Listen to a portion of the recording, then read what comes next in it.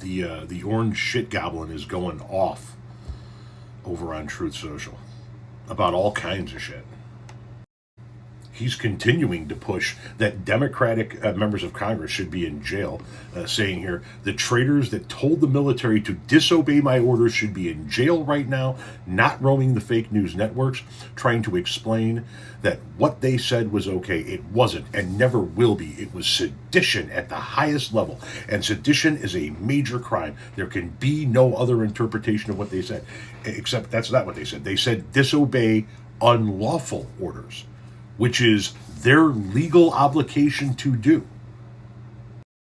He also pulls this bullshit whenever he knows he's wrong. Many great legal scholars agree that the Democrat traitors that told the military to disobey my orders as president have committed a crime of serious proportion. Give us those legal scholars. You do this shit all the time. Many great legal scholars say, many great economic scholars say, you never, who? Give us the many great legal scholars that agree with this bullshit. And don't give us Republican elected officials that are on your side. Give us the many great legal scholars, you lying sack of shit. He's talking about the need to free Tina Peters, who sits in a Colorado prison dying and old for attempting to expose the voter fraud in the rigged 2020 presidential election. 3 exclamation points. Except there was no rigged 2020 election. People have been sued to the tune of $1 billion+ for claiming that assertion. And Tina Peters illegally gave access to voting machines to people. She was committing voter fraud. She belongs in prison, and currently she's in state custody. And the state is being urged not to turn her over to federal custody, because this traitorous piece of shit will pardon her in a heartbeat. And then, of course, you have this shit. Keep in mind, Donald Trump was the guy who told you he was going to end the Ukraine war before Inauguration Day. Then he was going to end it within 24 hours of being inaugurated. Then he talked about the first 100 days, and it just keeps getting pushed out further and further and further. Why? Because he's incapable of making a peace deal. He tells you he can make peace deals, but he can't. He's incapable of it. And he's specifically incapable of doing it in this instance because Trump owns him. Once again, Donald Trump is pushing a peace deal that he is taking credit for, but Marco Rubio admitted just yesterday was entirely Putin's plan.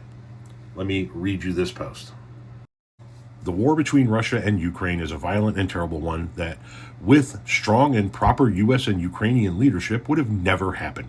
It began long before I took office for a second term during the sleepy Joe Biden administration and has only gotten worse. If the 2020 presidential election was not rigged or stolen, the only thing that the radical left Democrats are good at doing, there would be no Ukraine-Russia war, as there wasn't not even a mention during my first term in office. Never mind the fact that Russia had already occupied sections of Ukraine while he was in office, but he's too fucking stupid.